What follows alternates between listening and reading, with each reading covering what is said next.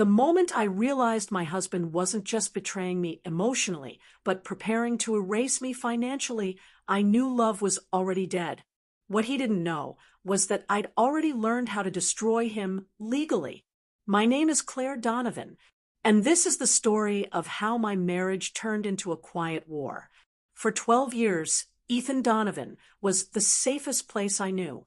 We lived in Austin, Texas, a clean house, 2 cars, quiet dinners, and a business we built together from nothing. People used to tell me we were solid. I believed them. Ethan handled operations. I handled contracts, compliance, and finances. We trusted each other completely, or at least I thought we did. But something shifted. It wasn't loud. It never is. He stopped asking my opinion, started locking his laptop, started taking calls outside. At night, he'd lie beside me, silent, scrolling distant. His touch felt delayed, like he was somewhere else before he ever reached me. I told myself I was imagining it, that marriages go through phases, that stress changes people, but intuition doesn't scream. It waits. And mine was waiting for proof. The proof came on a Tuesday. Ethan left his tablet at home. No password, no caution. That alone felt wrong. I didn't want to look. I didn't want confirmation. But betrayal has gravity. It pulls you whether you're ready or not. Emails first, then bank alerts, then contracts I had never approved. There were transfers, small at first, then larger. Funds moving from our joint business account into a newly formed LLC. One name repeated everywhere. Melissa Hart. I found the messages last. Not explicit, not sexual. Worse, strategic, familiar, intimate in a way that means planning. Once everything's finalized, she won't even know what hit her. She trusts you completely. Make sure your name stays clean. I felt my chest go cold. This wasn't an affair fueled by lust. This was a partnership built on my removal. When Ethan came home, I didn't scream. I didn't cry. I watched him. Watched the way guilt tried to hide behind confidence. Watched how easily he lied when I asked about the accounts. That night, I cried in the shower, silent, shaking, humiliated. Not because he loved someone else, but because he thought I was stupid enough to disappear quietly. For days, I said nothing. I moved through life like glass, fragile, clear, observant. I replayed every decision I'd ever made, every contract I'd signed, every time I defended him to friends. I wasn't just heartbroken. I was insulted. Ethan didn't just betray me. He underestimated me. Melissa wasn't just sleeping with my husband. She was helping him strip ownership, funnel assets, and prepare for a divorce where I'd walk away with memories instead of equity. That's when the fear turned into clarity. I wasn't going to confront him. I was going to document him. Before I acted, I needed to be sure. Not emotionally sure, legally sure. I watched Ethan closely after that. Every movement felt staged. Every smile rehearsed. He started speaking slower around me, like he was choosing words that couldn't be used against him. That alone confirmed everything. One evening, he brought flowers home.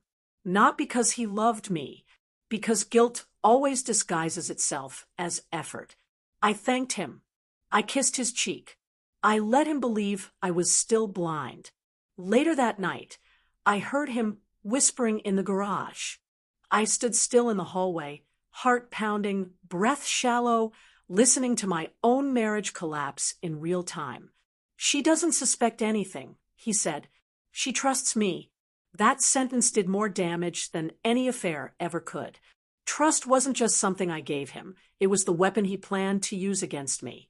The next week, humiliation followed. A vendor I'd worked with for years emailed me politely asking why my authority had been removed from approvals. I logged in and saw it. my access quietly downgraded. That was the moment fear crept in. Not panic, not tears. Fear, the kind that tells you someone is trying to erase you while you're still alive. Ethan was rewriting the story, without me. I went through our old documents late at night, operating agreements, email threads, amendments he'd never mentioned. Each file felt like another betrayal I hadn't seen coming. Melissa wasn't just involved. She was advising him, helping him rehearse conversations, draft responses, anticipate reactions. This wasn't chaos. This was coordination. I slept beside a man who was planning my disappearance from my own life. And yet, he still underestimated me. Because while he was hiding money, I was learning timelines. While he was deleting messages, I was restoring records. While he thought silence meant weakness, I understood something vital. Silence is only dangerous when it's empty. Mine was full of evidence, full of patience, full of resolve. That's when I stopped feeling like a victim and started feeling like an executor. I called a lawyer first, quietly, then a forensic accountant. Then I started saving everything: emails, messages, digital timestamps, unauthorized transfers. I let Ethan believe his plan was working. I smiled. I cooked dinner. I played the role he thought he'd already erased. Behind the scenes, I froze accounts legally, flagged irregularities, and documented fiduciary breaches. Melissa didn't know she was leaving fingerprints everywhere. Neither did he. When Ethan finally asked for a divorce, his voice was calm, practiced. "I think we've grown apart," he said. I nodded and handed my attorney the final piece. Court wasn't dramatic. It was surgical. The judge didn't care about emotions, only evidence. Unauthorized transfers, hidden entities, breach of marital fiduciary duty. Ethan lost the business he tried to steal. Melissa lost her professional license after her involvement surfaced, and I walked away with ownership, silence, and peace. I didn't confront him afterward. I didn't need closure. Justice closed the door for me. The last time I saw him, he looked smaller, quieter, exposed. And I realized something important. Betrayal doesn't destroy you. Believing you deserve it does. And that was the last day he ever had power over me. Some people betray you because they think you'll stay silent. I didn't scream. I documented.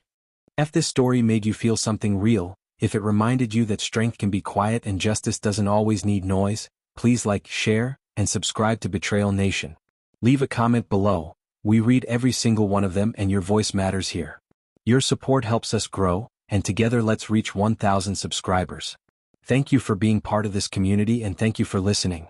This is Betrayal Nation, where real stories leave real impact.